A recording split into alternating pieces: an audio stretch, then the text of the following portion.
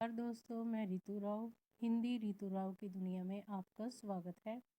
चलिए शुरू करते हैं।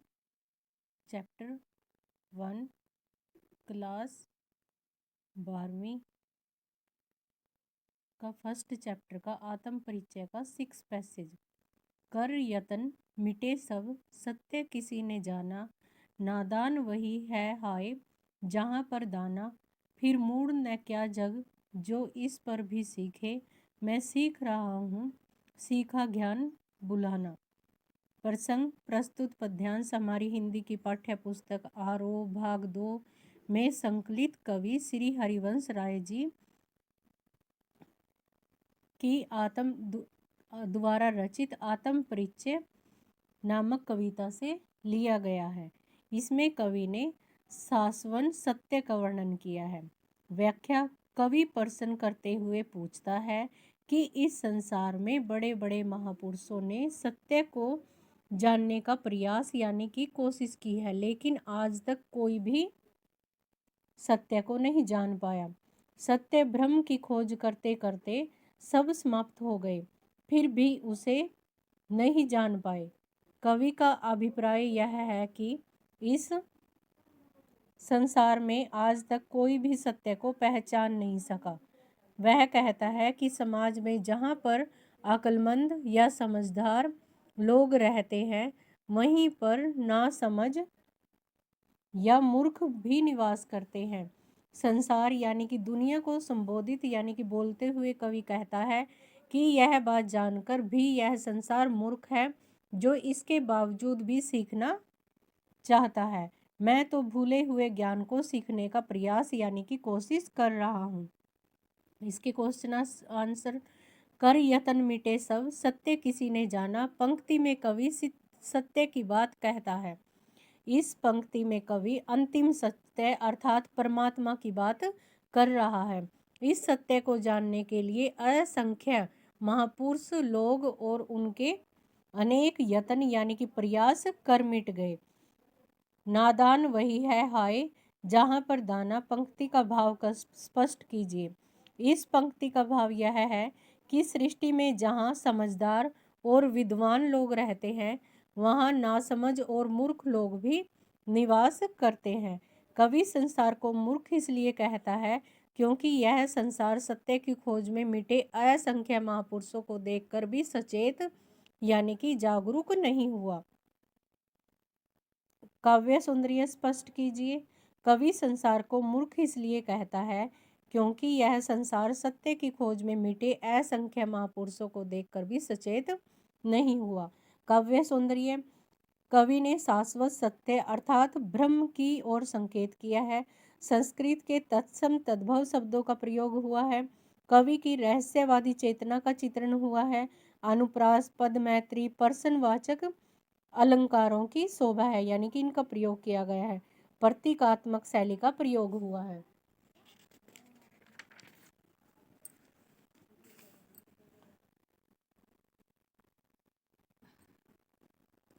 शांत रस है, प्रसाद गुण है।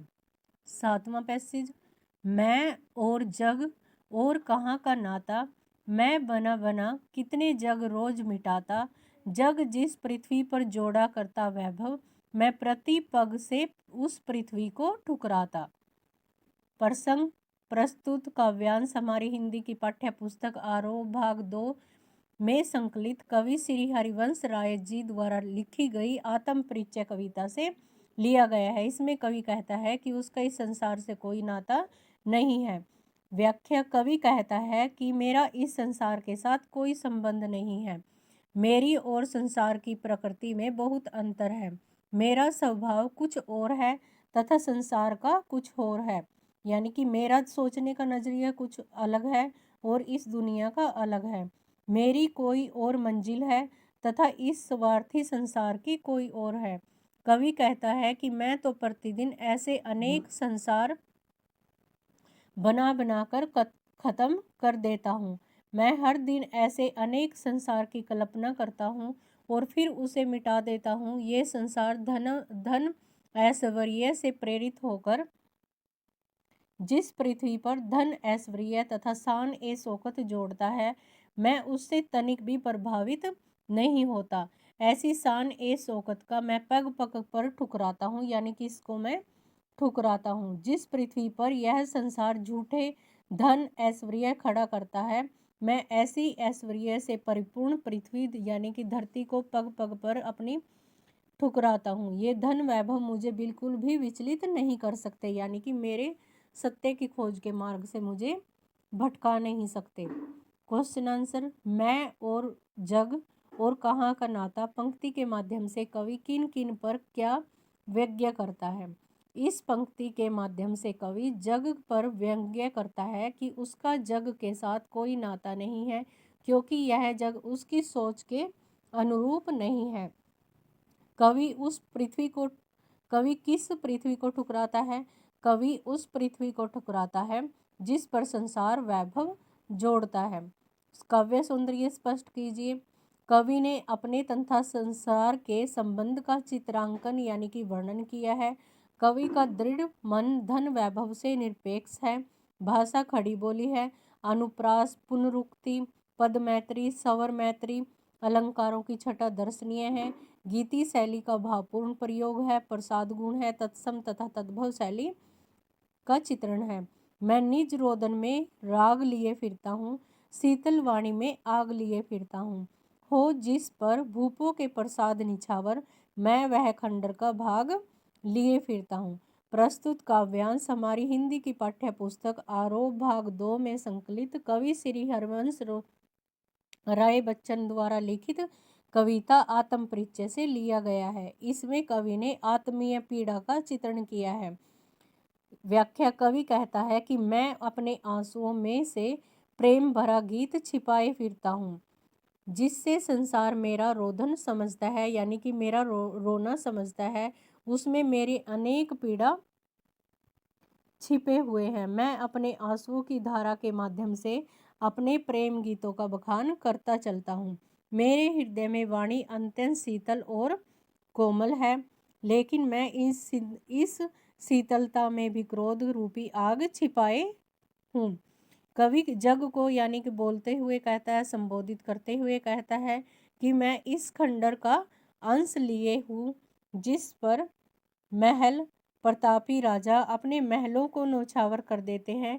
मेरे पास उस खंडर का अंश मात्र है, यानी कि एक छोटा सा भाग है, जिसके सामने बड़े बड़े राजाओं के आलीशान महलों का भी कोई मूल्य नहीं है। अर्थात कवि का प्रिय से वियोग यानी कि अपनी प्रेमिका से बिछड़ने के बाद होने पर हृदय विच्छिद हो गया, यानी कि उसका दिल टूट गया, जो खंडर की भांति पड़ा है, लेकिन फिर भी उसका मूल्य अनमोल है। वह इतना सुंदर है कि उसकी शोभा के समक्ष बड़े से बड़े राजा का आलीशान महल भी नागण्य है, यानी कि उसका कोई भी महत्व नहीं है मेरे सामने। क्वेश्चन आंसर, कवि राग किस में लिए हुए है? कवि अपने रोदन में राग लिए हुए है, यानी कि रोने में।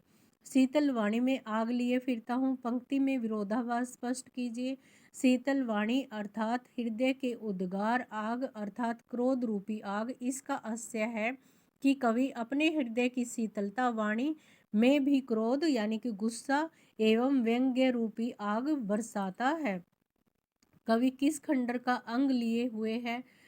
कवि का खंडर उस खंडर का अंग लिए हुए है जिस पर अनेक राजाओं के महल न्यौछावर हो जाते हैं। काव्य सौंदर्य, कवि ने अपने हृदय यानी कि दिल की पीड़ा का वर्णन किया है। खड़ी बोली भाषा सरल एवं प्रवाहमयी है। तत्सम शब्दावली का प्रचुर प्रयोग किया गया है। प्रतीकात्मक शैली है। अनुप्रास, स्वर मैत्री तथा पद मैत्री की छटा है। माधुर्य गुण है। श्रृंगार रस की व्यवस्था का चित्रण हुआ है। लक्षणा, शब्द शक्ति का प्रयोग भावानुरूप हुआ है। मैं रोया, इसको तुम कहते हो गाना। मैं फूट पड़ा, तुम कहते छंद बनाना। क्यों कवि कहकर संसार मुझे अपनाए, मैं दुनिया का हूँ एक नया दीवाना।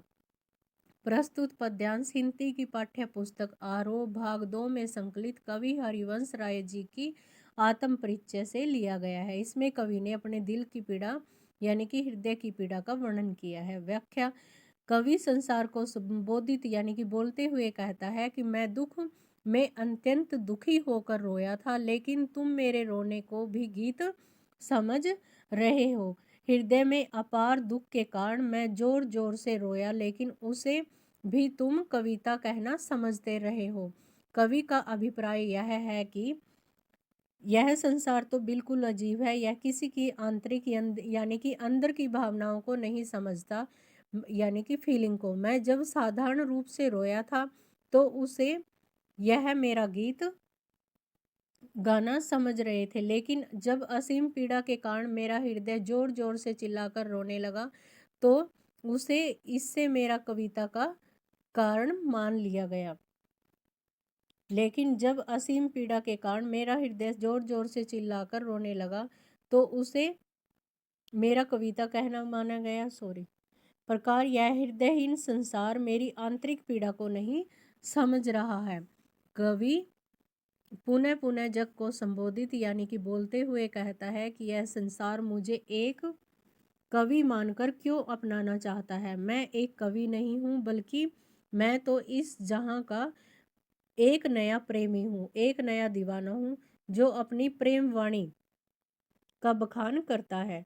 क्वेश्चन आंसर, संसार किसको गाना कहता है? संसार कवि के रोने को गाना कहता है। कवि के फूट फूट कर रोने को संसार ने क्या नाम दिया? कवि के फूट फूट कर रोने को संसार ने छंद बनाना नाम दिया गया। कवि संसार से क्या अपेक्षा करता है? कवि संसार से यह अपेक्षा करता है कि संसार उसे एक कवि कहकर न बुलाए, बल्कि उसे एक नया दीवाना कहकर संबोधित करे, यानी कि बोले। उपर्युक्त अवतरण का काव्य सौंदर्य स्पष्ट कीजिए। कवि ने अपनी आंतरिक पीड़ा का प्रयोग वर्णन किया है। संस्कृत के तत्सम तद्भव शब्दों का प्रयोग हुआ है। भाषा खड़ी बोली है। अनुप्रास पद मैत्री अलंकारों की शोभा दर्शनीय है। माधुर्य गुण का प्रयोग है। वियोग श्रृंगार का रस है। बिंब योजना स्टिक एवं सार्थक है। मैं दीवानों का वेश लिए फिरता हूँ, मैं मादकता निशेष लिए फिरता हूँ। जिसको सुनकर जग झूमे झुके लहराए, मैं मस्ती का संदेश लिए फिरता हूँ।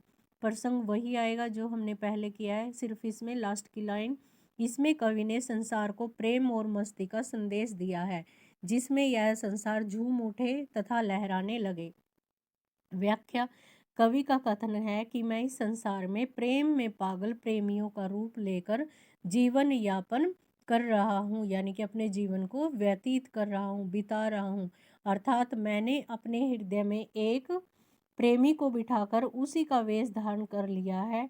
मेरे हृदय में अभी भी थोड़ी सी मादकता का नशा बाकी है, और उसी मादकता में डूबकर मैं जो रहा हूँ। कवि कहता है कि मैं इस हृदयहीन और दुखी संसार को एक मस्ती का संदेश देना चाहता हूँ, जिसको सुनकर यह संपूर्ण दुखी संसार झूम उठे और मस्ती में डूबकर लहराने लगे तथा इस मस्ती के आगे झुक जाए। क्वेश्चन आंसर, कवि किसका वेश लिए फिरता है? कवि दीवानों का वेश लिए फिरता है। कवि किसका संदेश देता है? कवि संसार की मस्ती का संदेश देता है। कवि के संदेश को सुनकर संसार क्या क्या प्रतिक्रिया करता है?